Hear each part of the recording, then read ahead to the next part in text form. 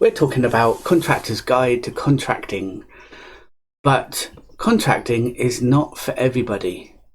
I know, why? Why would I say that? Well, there's a number of things you need to know about contracting, and like I said, it's not for everybody.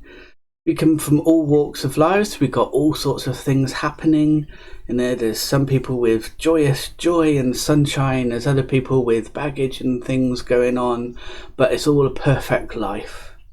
And the perfect life for you could be contracting, or it might not be contracting. So let me ignore the door, and I'm going to tell you about what's the deal with contracting, right? So there's several things why contracting might not be for you. The first one being health. Yeah, sure. So contractors don't get sick days. What does that mean in practical terms? Well, there's two things really. The first one is that if you're feeling a bit ill, and you know, who doesn't? Some days we get that. You might feel that you don't need to go into work, and that's fine. You know, recover, look after your private health. You need to be healthy.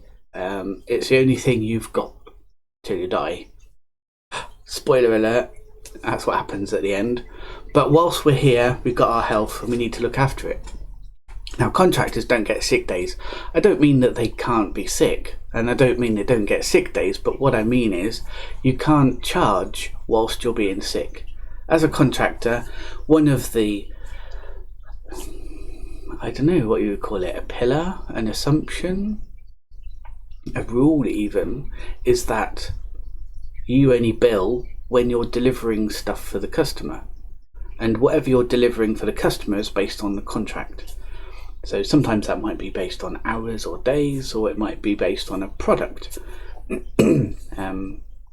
If you're on something like Fiverr, I will only pay you when you deliver whatever I've asked you to deliver.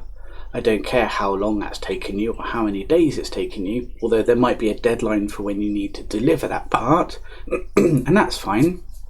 You know, when you're delivering stuff based on a product or an outcome, then whether you get paid a sick day or not that's internal. I mean, the customer doesn't care about that. But in the wider scheme of contracting work, if the customer's expecting you to, cover a support stint, you know, we need you to be around so that if any alerts happen on our system, we've got somebody to respond to those alerts and repair the alerts. Then you need to be available for a certain time window, and that's a slightly different contract.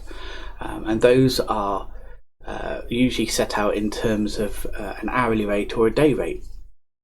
And if you're not available because of sick days, then the customer doesn't expect to pay for that. And yeah, I agree, why should they? So contractors don't get paid if they're not there. And sick days, you know, normally not there.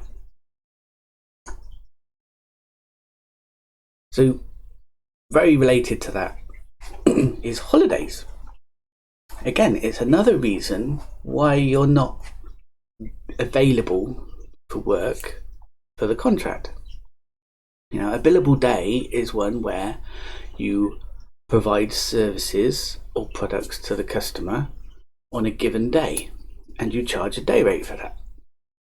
If you're on holiday, you know, maxing, relaxing, recharging those batteries, sharpening the saw, on a vacation, whatever else you want to call it, then you're not there for the customer, and therefore it's unreasonable for you to bill for that day.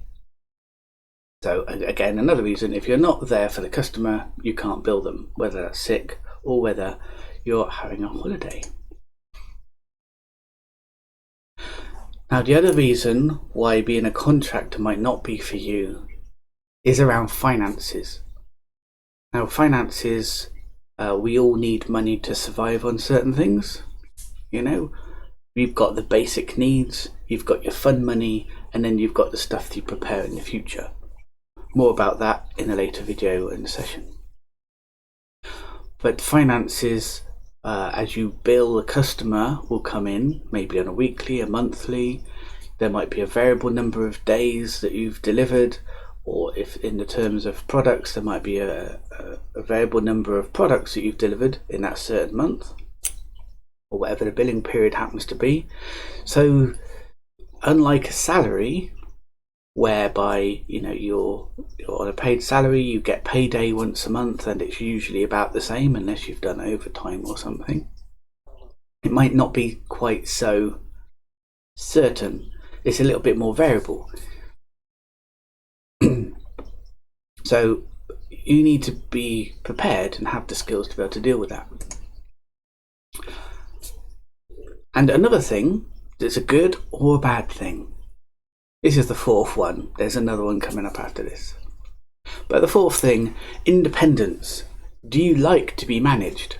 I've met with some people and they're very good at what they do, but they need to be told exactly what to do. You can't give them a big fluffy target and say, hey, go for that, and come back to me in 2 months and we'll see how you got on. Some people need a little bit more guidance than that. They need that project planning, and they need to interact with people a bit more and have a bit more certainty about the direction they're going in. And this is great. This is usually more junior people in the role as opposed to the senior people in the role, because you get that experience as you go through. But if you're still in the spot where you like to be told what to do, then contracting is probably not for you at this point. And the last thing in the list is training. As a contractor, this is another reason, I suppose I should have put this at the top really, this is another reason that you're not available to provide services to your customer.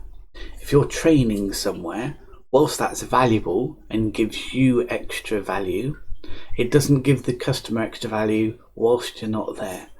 So again, training is not a billable day. You can't bill for a billable day whilst you're training. However, the other aspect of it is that there is a tiny bit of training that the customer might want you to go on, specific for their delivery of whatever you're doing on that project. And that is kind of allowed. I mean, it might be one of the statutory ones, health and safety, or security awareness, or diversification. That's not the right word either. This is where I should make notes on some of these. It's about that, I can't think what the word is, I've completely missed it. Maybe it'll come to me in a minute. But some certain mandatory courses that your customer will want you to go on. Then there's the extra courses that you want to go on. If you're studying for extra things like maybe Azure or AWS, if you're in IT, or a Python thing to pick up extra programming skills, that kind of thing. Again, very useful to the customer in the long term, but whilst you're not there, not billable, and the customer's unlikely to pay for that. So you'll have to pay for it yourself if you want to go on it, and any courses that are provided by your current contract are going to be limited to those statutory ones I mentioned before.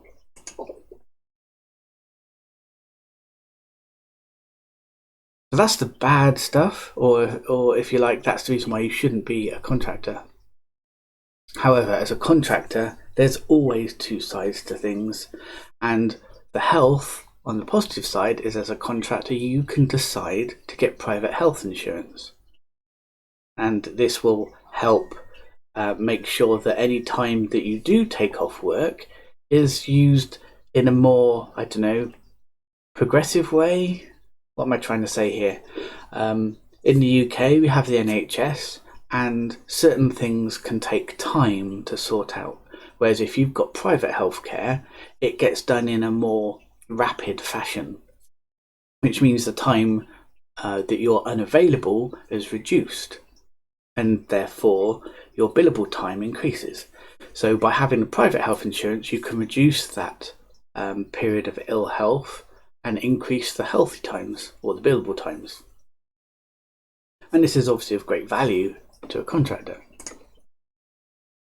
Holidays. Well, because you don't bill the customer when you're on holiday, it means you can be a lot more flexible with your holiday. Now, some customers have a certain requirement for people to provide cover, that support scenario I mentioned earlier. But others are, if you're working on project work, other than the deadlines, providing you're not impacting the critical path, project management term there, you can go on a holiday and take a couple of days out, because I don't know about you, but when I feel rejuvenated and refreshed, I have a bigger capacity in order to work on stuff, and therefore the time spent immediately after the holiday tends to be more efficient. And so in that respect, having those few days break can then provide a better performance afterwards. So if the customer's not being billed for these days, you have the flexibility to take the holiday when you want, providing it doesn't impact the end goal of whatever the project is. And that could be useful too. And finances.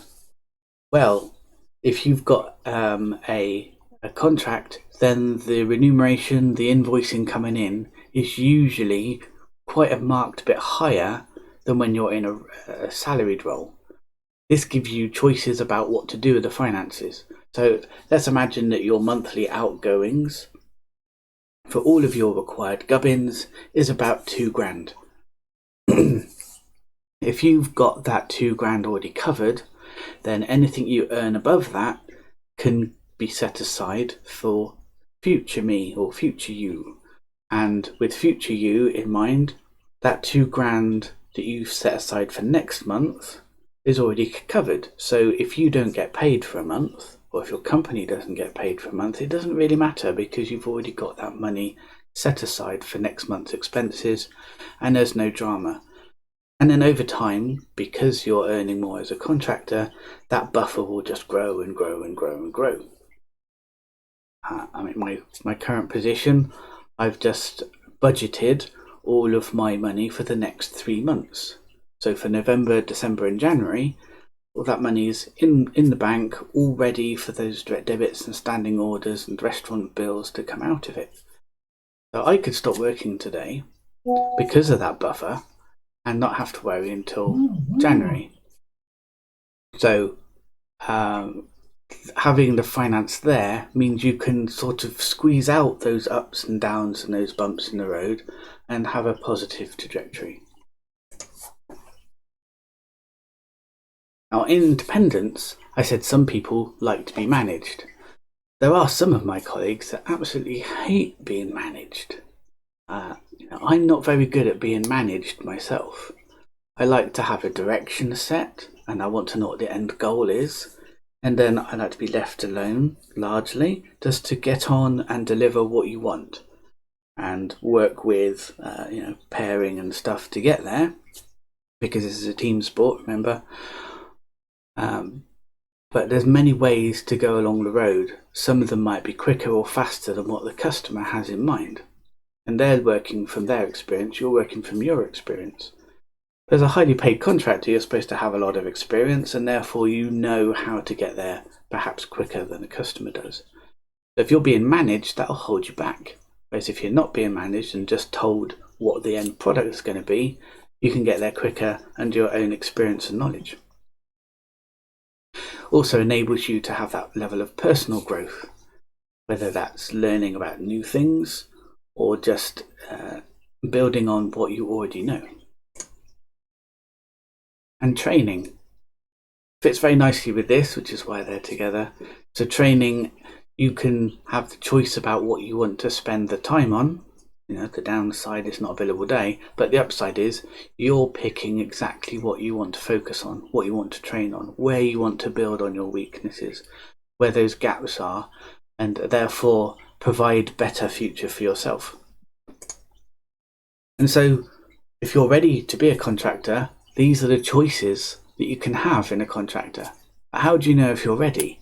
Well, we've got a quiz set up for you that you can take.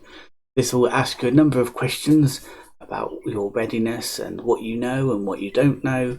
And once you've filled that in, we can give you a personalised report to tell you how ready you are. The quiz looks a little bit like this on the front page. Name, first name, email, and off you go into the quiz.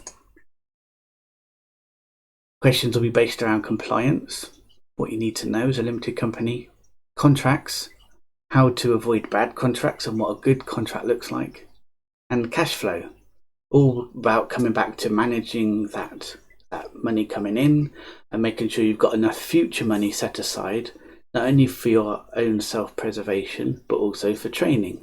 So you can have holidays without worrying the cash flow. So you can go on those sick days when unfortunately that does happen and it's no drama.